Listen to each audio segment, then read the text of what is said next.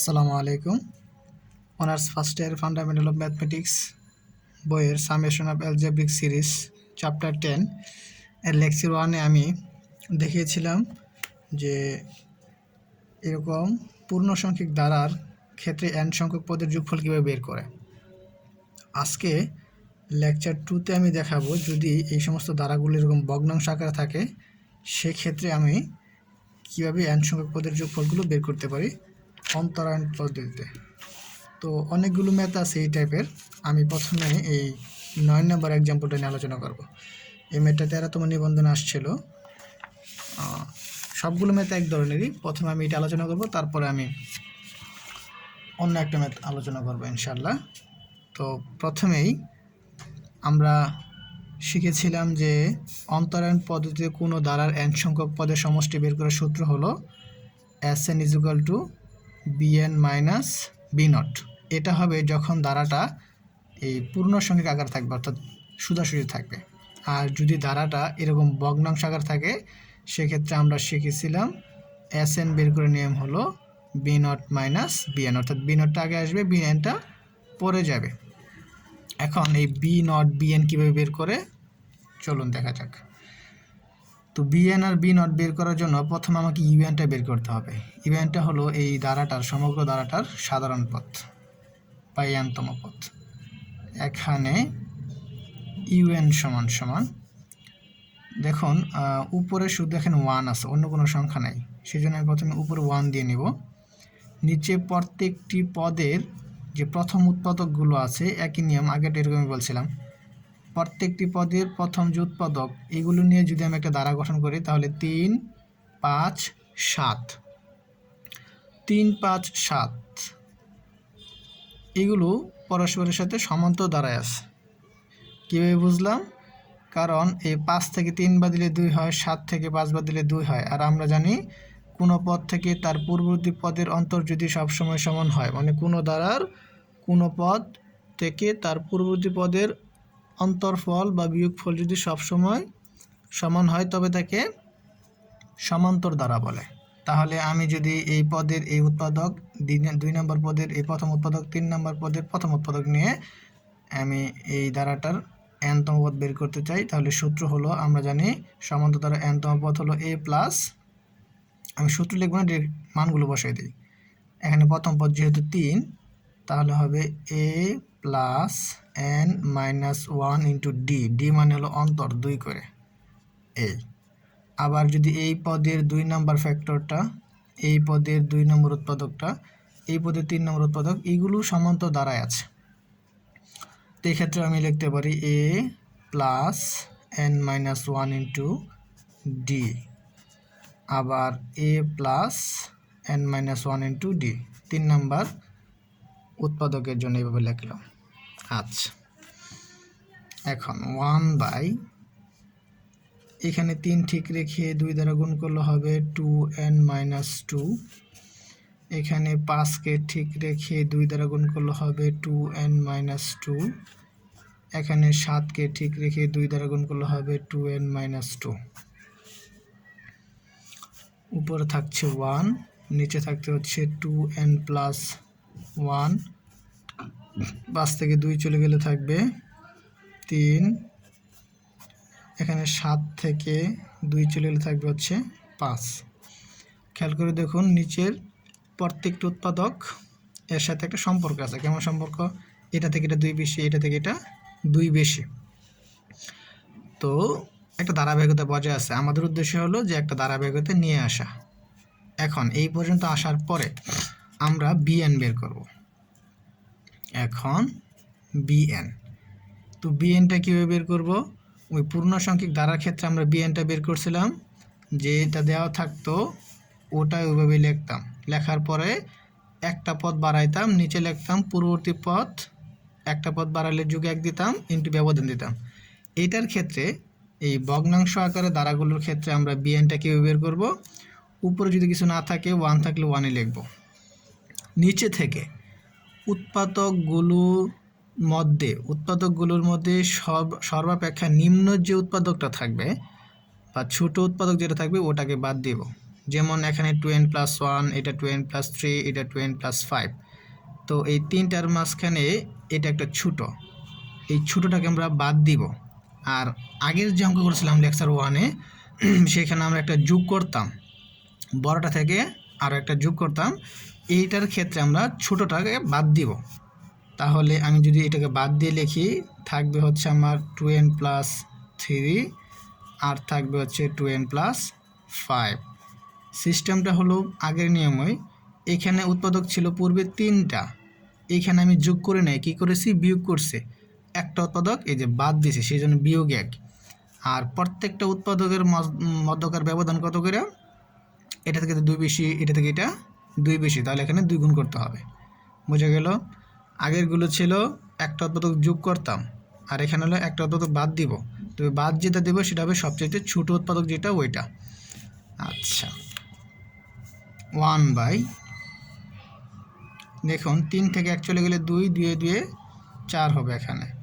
তাহলে 2n+3, 2n+5, এই হলো আমার bn। তো bn বের করার পরে এখন যদি আমি n = 0 বসাই, n = 0 হলে আমার b0টা বের হয়ে যাবে। তো b0 হবে 1/4, ঠিক রেখে এখানে যদি n এর মান 0 বসাই, তাহলে 2 × 0 মানে 0, থাকবে আমার 3, 2 × 0 মানে 0, থাকবে আমার এখানে 5। তাহলে এটা তো 3 আর 0 3ই হবে, 0-এর পাশে 5 হবে, তাহলে 3 × 5 = 15, 4 × 15 = 60, 1/60। আচ্ছা, সুতরাং Sn, সুতরাং Sn, এই সমস্ত দ্বারাগুলোর ক্ষেত্রে আমি Sn এর সূত্র জানি হলো b0 - bn। আর লেকচার 1-এ যে দ্বারাগুলো করছিলাম ওগুলো Sn ছিল bn - b0। তাহলে এখানে bn এর মানটা আমি মাত্র পাইলাম 1/60 মাইনাস, সরি, b0 এর মানটা পাইলাম 1/60, আর bnটা কত, এটা 1/4 × 2n+3 × 2n+5। এটাই আমার কাঙ্ক্ষিত রেজাল্ট। আশা করি বুঝতে পারছেন। না বুঝতে পারলে কমেন্ট বক্সে বলবেন, বুঝিয়ে দেওয়ার চেষ্টা করবেন ইনশাআল্লাহ। এরপরে এই চ্যাপ্টারে আর একটা গুরুত্বপূর্ণ ম্যাথ করব। এই চ্যাপ্টারের বলতে এই ধরনের টাইপেরই, যেমন আমি একটা 9 নাম্বার করলাম, এখন যেমন 13 নম্বরটা আছে, 14 নম্বরটা আছে, 16 নম্বর, সবই এক ধরনের, 15 নম্বর, 12 নম্বর, যদি বুঝে থাকেন 17 নম্বর, 18 নম্বর, সব এক ধরনের নিয়ম। এখান থেকে আমি একটা করি, যেমন 13 নম্বরটা যদি আমি করি, এই অঙ্কটা খুবই ইম্পর্টেন্ট। এটা 16তম নিবন্ধন আসছিল, জাতীয় বিশ্ববিদ্যালয়ে আসছে 4, পরে 11 ডিগ্রিতে আসছিল 5 সালে। আচ্ছা চলেন এটা আমি করি, আমি প্রশ্নটাকে লিখে নিই। এক্সাম্পল 13,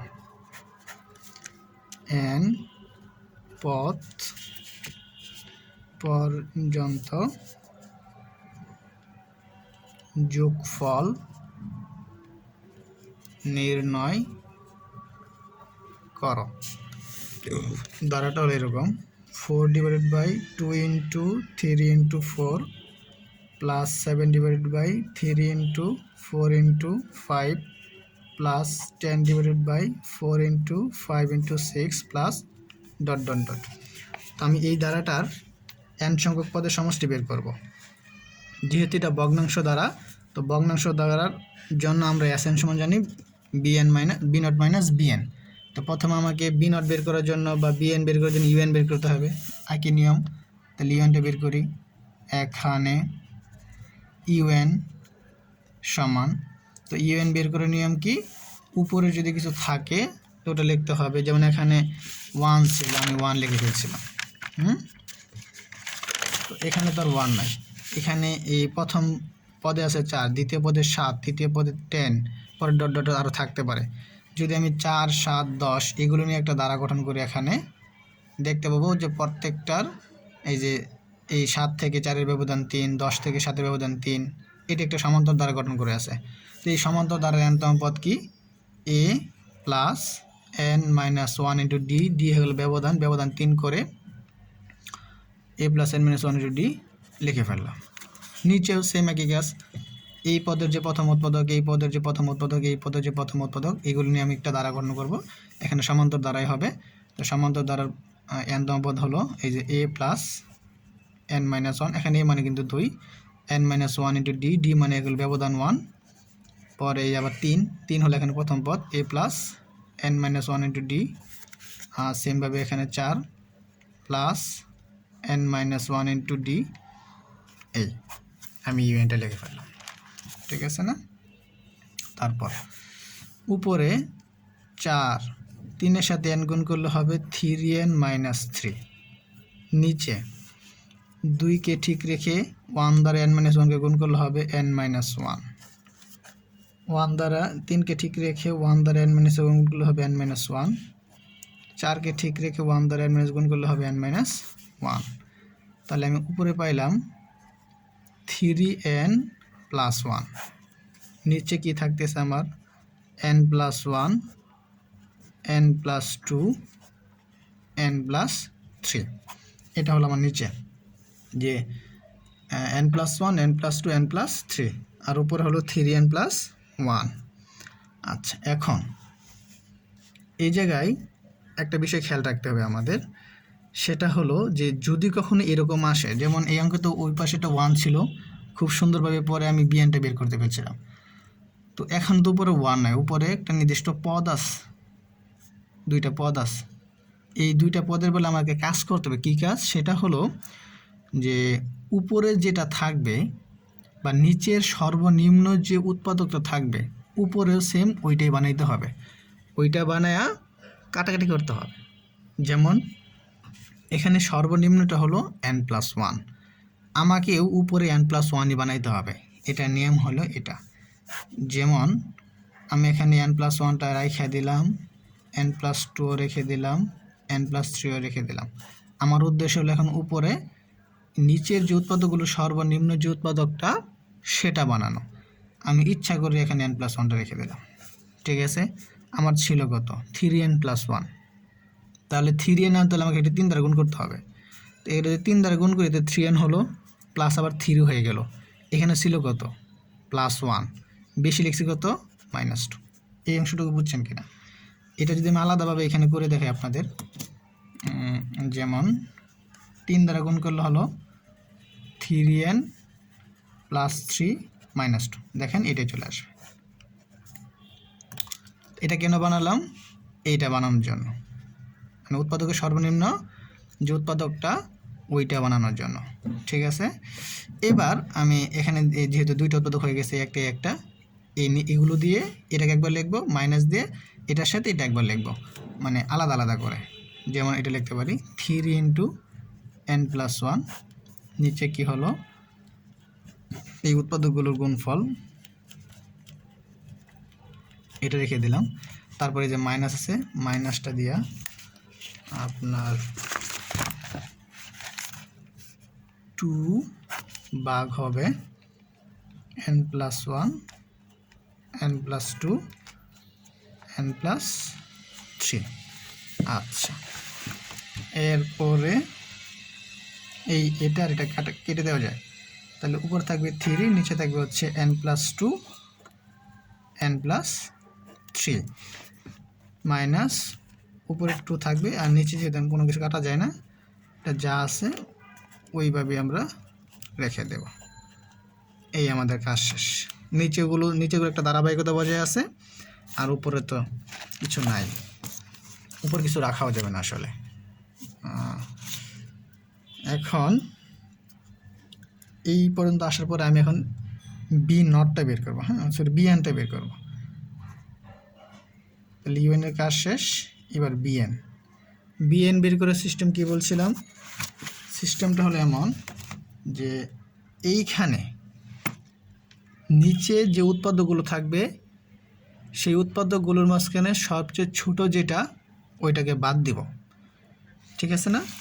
তাহলে এখানে আমি 3 রেখে দিলাম, এখানে সবচেয়ে ছোট হলো n প্লাস 2, এই দুইটার মাঝখানে n প্লাস 2 হচ্ছে ছোটো, n প্লাস 2 বাদ, n প্লাস 2 বাদ দিলে এখানে থাকবে n প্লাস 3। আমার এখানে উৎপাদক ছিল কয়টা? 2টা। তাহলে 2টা থেকে বাদ দিলাম কয়টা, একটা, আর গুণ করতে হবে কি এদের মধ্যবর্তী ব্যবধান। সেমভাবে এখানে 2 থাকবে, এইখানে উৎপাদক আছে কয়টা, 3টা, সবচেয়ে ছোট কোনটা, n+1, n+1 বাদ দিয়ে n+2 আর n+3 রেখে দেব।